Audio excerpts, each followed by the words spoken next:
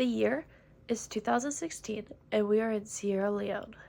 A 21-year-old nursing student is admitted into a local unit with a fever, headache, lethargy, and malaise that has gone on for 3 days. During his initial examination, all tests and lab work was coming back normal. So, he was given a diagnostic Ebola virus real-time RT-PCR, and this test did come back positive. The student had contracted Ebola, which they think he contracted from his colleagues prior to their diagnosis.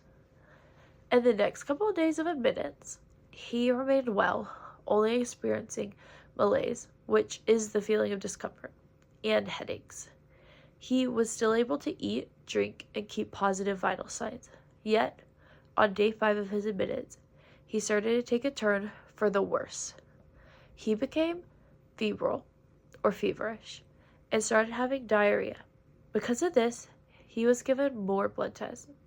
The results show that the student was experiencing elevated creatine kinase, which indicates muscle damage, raised transaminases, which can indicate a problem with the liver, renal impairment, thrombocytopenia, which is a low platelet count in the blood, and prolonged prothrombin, which means it is harder for blood to clot, which would make sense since he was also experiencing thrombocytopenia.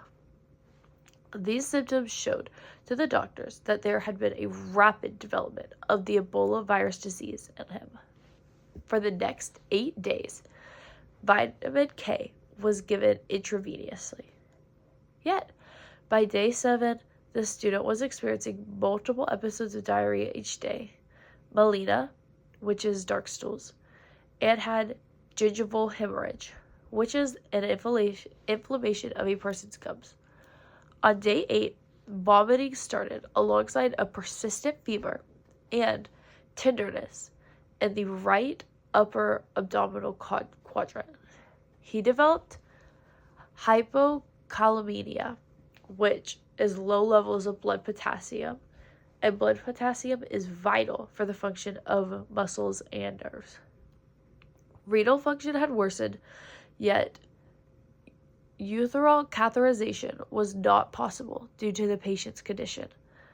The treatment at this point consisted of antiemetics, acetaminophen, which is Tylenol, and intravenous potassium chloride.